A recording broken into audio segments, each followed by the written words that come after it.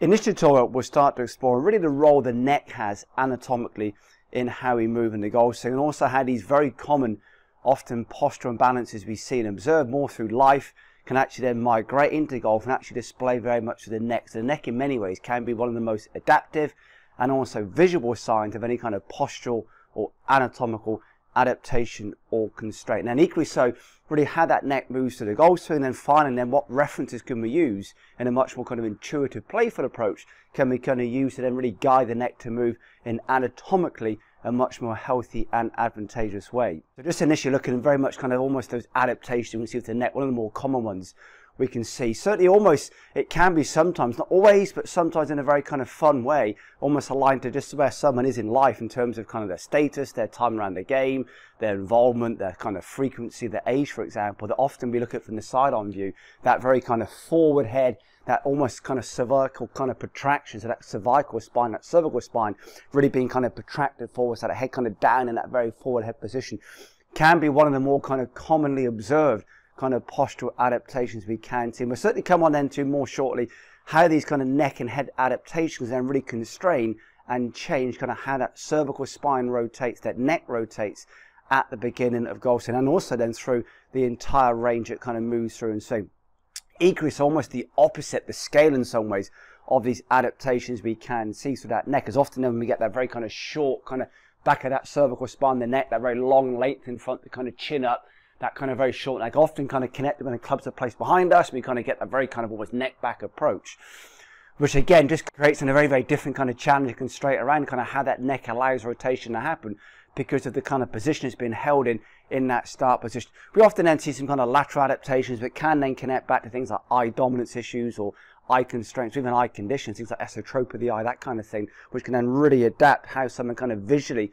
looks to kind of see or almost see the ball addressed. So we have to really acknowledge, and we're looking at the cervical spine, the neck, often much of those adaptations, those shifts, those orientation changes, those head positional changes actually can relate that back to then kind of eye-based constraints, eye-based conditions such as esotropy, for example, when the eye kind of rotates inwards, so then someone really adapts the neck and head to, in essence, best allow them to visually see that ball at address. So we can see some kind of lateral constraints, for example, one ear would be down, for example, so one side of that cervical spine would be lengthened, and then vice versa, the other side of that spine would be then compressed. But certainly the more common ones we can see, certainly more playfully within golf, is the idea of that very forward head. That head kind of sits downwards, it sits forwards, alongside then that very kind of chin up, short back of the neck, long front of the neck. Almost the scale in some ways of those kind of adapted necks we can see, those adapted cervical spines we can see, which then really challenge how that neck produces rotation. And why is that so important? When we look at, say, skeletal rotation, so looking at just how the skeletal system produces rotation in golf, actual rotation starts up and around kind of C2, that kind of upper part of that kind of cervical spine. However, what we need to acknowledge is when we look at kind of how C2 moves, how the skull in some ways sits on that top of that cervical spine, how it moves in interaction with that cervical spine, also then connects back to, for example, almost then just the formation, the interaction of the major bones in the skull. So the bones in the skull, how they form, how they fused, how they've embedded, how they've adapted in many ways. So many, again, postural adaptations we can see actually go up into those kind of skull bones, how those bones are fused through the skull. So again, we can see constraints, adjustments, adaptations through the neck, but often just go back to then the kind of shape and how the skull bones are then fused and embedded. And equally then so how that kind of migrates into the jaw, the TMJ, the temporomandibular joint to be very precise, that rotation very much is controlled and influenced by, again, really how we move through that kind of TMJ, that kind of temporomandibular joint, and how that interacts with the cervical spine and the skull to produce that lovely rotation we then see through golf. So for example, when we look at kind of very crudely, looking at the neck almost in isolation or independently, allowing for the jaw and those skull bones, rotation kind of starts really right at the top of that cervical spine. Kind of C2 is where we kind of see that nice rotation kind of through that head and neck. So when we actually look at that, how can we kind of best place and best position that neck and head at address to really allow that cervical spine to produce that wonderful anatomical rotation? Is in essence that when we look downwards, almost a playful reference we can use is once we kind of bend through the knees and then we kind of flex through those hip joints, is to actually look down through the eyes rather than looking down to the neck or keeping that chin elevated and facing upwards. So it's very much allowing the head to kind of move forwards with that kind of rib cage and pelvis as we move into that start position. So once again, very much in that kind of side-on view. Now as we kind of flex the knees and bend through the hips, it's using the eyes to look down rather than using the neck to look down, or keeping that chin up and then really kind of almost adapting that pelvis, lumbar spine, rib cage to then best establish that head and neck start position. Which essence really connects back to just allowing that person to visually see that ball at address. One of the big things though when we look at kind of neck orientation or kind of head position, often then connects back to tension. So the jaw, in many ways, the jaw is the seat of tension often within human beings. Look at, say, very, very advanced sprinters, they often run with their jaw very relaxed. And actually, they look at how the jaw moves, even goes back to the type of kind of mammals that we are, that we have the ability for our jaw to glide from side to side, which actually goes back to, for example, how the jaw is designed to eat, say, with eating food, and how the teeth are designed. So we have the ability to kind of glide that kind of neck, that jaw from side to side. So we actually look at good sprinters, when they run often with that jaw kind of relaxed downwards. Even some sprinters run with their tongues kind of facing outwards, as you see here. So again, to keep that jaw as relaxed as we can. So what's very important when we bend into that start position, again, as we kind of flex with the knees, flex into those hip joints, look down with the eyes, that jaw can hang in that lovely relaxed state. Again, to really reduce any kind of overactivity, any excessive tension then up into those kind of, those muscles run up into the neck, so the paraspinal muscles, the scalenes, levator scapula, upper fibers of trapezius, all those muscles that run up into that neck, up into that skull, which when they get really overactive, it can then connect back to then these adapted necks, these adapted postures, and also then a real constraint on really one's ability, or for the spine's ability, to be very precise, the cervical spine's ability to then produce that rotation through back swing. So little things we can use almost references. As we flex with the knees, as we bend in those hip joints, use the eyes to look down, keeping that jaw almost as loose and as soft and as relaxed as we can. Why? Because most tension migrates into that jaw just through life. So again, allowing the jaw to relax, almost sit slightly open with that bottom jaw. Some players, Padraig Harrington is a very, very good example of this, actually hit balls with his tongue slightly facing forwards. All of these are approaches we can use, again, to really kind of relax that neck, relax that jaw, to then best allow rotation to happen through that cervical spine. So then really expanding on to then really how we actually start to move through back swing. We actually look at, say, the rib cage is that lovely kind of globe, almost a visible representation in some ways of rotation. To see rotation, as you would see it through here, in many ways it's kind of that rib cage and that thoracic spine producing that lovely rotation. However, to allow visibly that rib cage to move in the way that we see, more realistically, is actually really how well is that rib cage rotating beneath that neck and that head. So equally so, the position, the orientation of the neck, and how those initial almost frames of rotation happen through that kind of upper cervical spine, down into kind of C6, C7, and into T1, that initial top of that thoracic spine.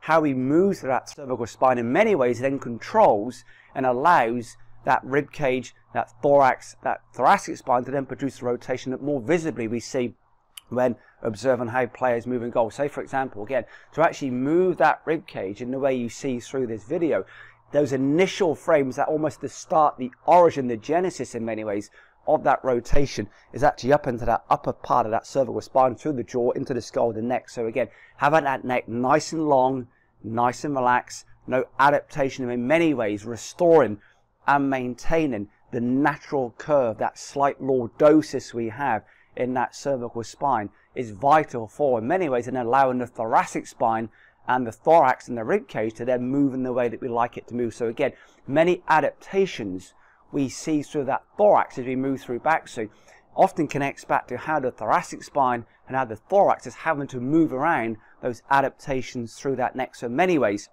it's a bit like lower limb. We can't really establish what the hip does until we establish how the foot's moving, and vice versa. And that really also applies to that kind of almost that upper spine. We really can't really understand what the thoracic spine and the thorax is doing unless we really understand and appreciate then how that kind of cervical spine is then moving through the goal swing, and also then equally so how it's positioned in life. So once again, from that side-on view, as we flex with the knees, as we bend through the hips, keeping that jaw soft, really keeping and restoring and maintaining that natural lordosis we have to that cervical spine, really in many ways, and allows us to rotate well in those early frames, those initial frames of rotation, how we kind of go through kind of C2, C3, C4, C5, 6, 7, into that thoracic spine, then down into those small amounts of rotation available in that lumbar spine, through the hip joints and into knee, foot and ankle, into lower limb, is often really controlled by really how well we move through that neck and upper spine in that first movement swing. So then really expanding further then, looking at almost as references we can use, certainly when looking, say, at 3D values, as you can see on screen here, so almost using the animation alongside this, that as we move through backswing, we can see the ranges the neck moves through, the direction the neck moves, and almost the timings of those three orientation, those three rotational values we produce, no different to when we look at, say, the thorax, which is such a discussed area, such a big area, and is certainly a very historical area using of has this thorax moving, has that rib cage, and has the spine moving. Those movements also apply to the neck, but again, because it's sequentially the order the spine produces rotation in, through the neck, down into that thoracic spine, into those small amounts of lumbar spine, into then hip and lower limb.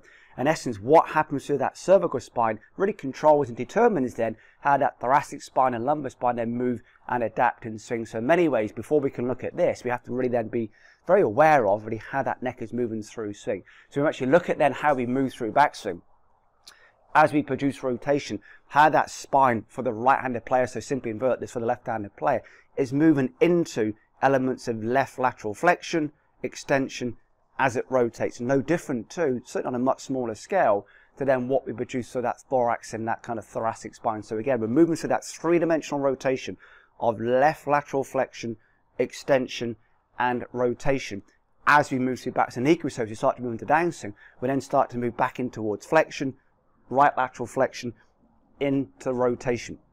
So again, it's being very aware when we look at how this spine is moving to really ensure the thoracic spine moves, or we have to look at what the cervical spine does to the neck, but equally so then it's very much aligning. Again, we can look at this through the 3D values on the screen, that as that thorax and cervical spine, as the neck and that rib cage move and interact and swing, that they're very much moving through the same directions at similar, they won't be identical, but kind of similar timings.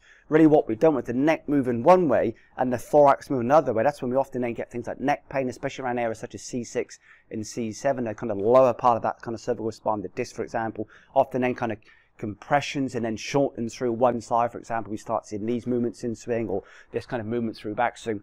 So we've very much been aware anatomically how well can we align and ensure that the cervical spine is moving in a similar way to that thoracic spine as we move through swing. So then equally so, what references can we use more playfully and intuitively in swing? Again, these are playful references. These are not accurate anatomical precise definitions. These are more references we can use just to kind of give that playful definition.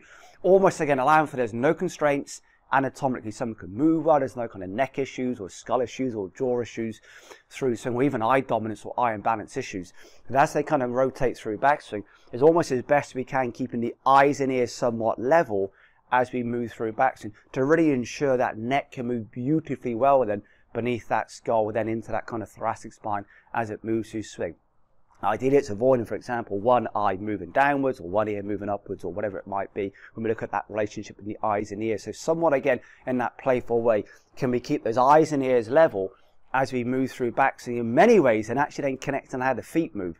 So often what we see through some of the ground reaction forces, how the feet then leverage and interact with the floor, really goes back to that kind of, almost that kind of, when we look at backswing rotation is very much cervical spine, into that thoracic spine, into lumbar spine, hip joint, knee, foot and ankle. We then invert that as we then come up into then transition downswing. Is there much more foot and ankle, through knee, into hip joint, up to that lumbar spine, thoracic spine, into that neck. So there's almost that complete inversion, which we'll come on to when we look more at some downswing references shortly. But certainly to really allow then the feet to interact and propel, to move us along the floor in that very advantageous way. In essence, actually starts with kind of how that neck produces rotation through backswing. So again, in a very, very playful way, can we keep those eyes and ears level as we rotate through backswing, and almost play with this as you kind of watch and work this tutorial. Start to kind of let the eyes and the kind of neck move in very adaptive ways, and then start to reference back then, how does it feel, how could it feel, how may it then feel, what's my own response, what's my own experience then. I've had my feet then start to leverage the floor differently in response then to a change in those kind of eye and ear levels in swing. And then finally, again, using the animation you see on screen here, certainly when we look at really established, very advanced, beautiful movers, especially for that head, neck and thorax, and there's many examples we can use over life. Certainly Tiger in more recent years, Dustin Johnson, Henrik Stenson, Annika Sorenstam, all these wonderful players have these very evident examples of, as we move into downswing, how the eyes in many ways follow the hands and follow that club head as we move through swing. It's called hand-eye coordination for many reasons. It's not called kind of foot-eye coordination or spine-eye coordination.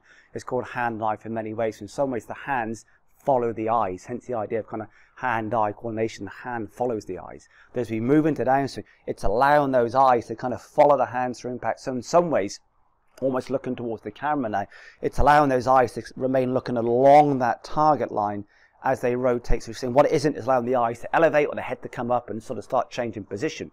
This is not a positional change. It's allowing those eyes to actually look along that target line as the hands and rib cage move through impact. And hopefully that's shown beautifully through that animation on screen, how we have the red, green and yellow arrow, the red arrow being the pelvis rotation, the green arrow being the rib cage rotation, and then the yellow arrow being the head or neck rotation. We can actually actively see that as we move into downswing, how the yellow arrow is always rotating alongside that rib cage and pelvis, and very active as you see through the animation on screen. How it's, as I would see it, as the player, the right-handed player, it's left or rotate into that anti-clockwise direction. It's ahead of the ball playfully by the time the player will get to that impact position because of that lovely rotation to that neck. So again, it's allowing the eyes and neck to rotate with the hands and with that club face along, almost down along that target line, not up, looking at down along that target line as it moves through impact.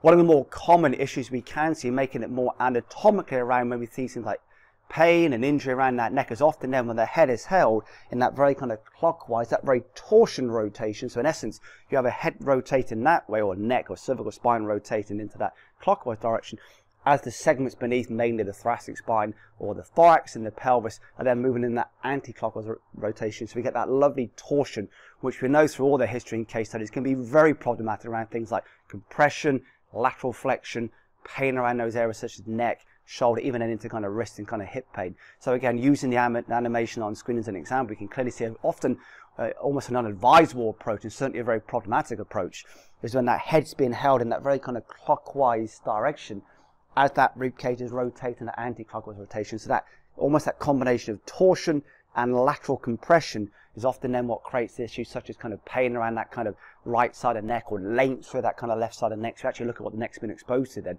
The right side is being compressed, those tissues to that left side are being lengthened, so equally so we can often get different types of pain on each side of the neck, but it's very much dependent on one being excessive tension, length through the tissues, or excessive compression through those joints. Very much depend on how that neck responds to the movements it's making. So we actually look at the neck's role in golf. It's hugely influential on how we move, because in many ways how we move to that thorax, that thoracic spine, is being controlled by both the orientation of the neck, the position of the head at address, areas such as tension through the jaw, length and neck. So again, that lovely idea of kind of long at the back, down at the front. It's kind of looking forward through the eyes, keeping the nose forward, keeping the chin down. What it isn't is compressing the chin onto the chest.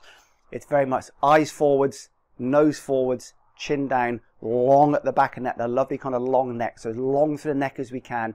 So we have that lovely kind of relaxed jaw. The jaw can sit downwards. It can always move around kind of based on really how that jaw is designed, kind of almost for the human to kind of survive and eat. If we actually look at our teeth design, our jaw design, it very much connects back to the type of foods we eat compared to, say, these very kind of true, kind of almost animalistic kind of movements you can see. So that long neck, relaxed jaw, chin down, nose forwards. As we flex to those knees and bend through the hip joints, we look down to the eyes, restoring and maintaining that cervical spine lordosis we have, that lovely shape to the neck. As we move through backswing, is keeping those eyes and ears somewhat level to best allow that rib cage to produce that beautiful spiral rotation as we move through backswing. And equally so, as we start to move into downswing, it's allowing those eyes to stay down and look along that target line to follow those hands as you move into impact. So often when we start seeing issues through how the thorax moves, how the pelvis moves, how the lumbar spine moves, one of the areas we can start to really explore is really what's happening, both the position of the head, the shape of that neck at address, and also in life as well. How is that neck moving through backswing and downswing? In many ways is the main contributor to, and certainly a very dominant influence on, why we then see many adaptations through the spine, the pelvis, lower limb. In essence, it's we use those other segments as a way of simply moving around that neck, because of often then how the eyes like to look downwards to remain that kind of visual awareness of the ball. So often how we start to adapt those other segments to best remain looking downwards often connects back to those imbalances to the neck. So when we look at rotation, the neck is vitally important, hugely influential on really how we move and rotate through every other segment in the golf swing.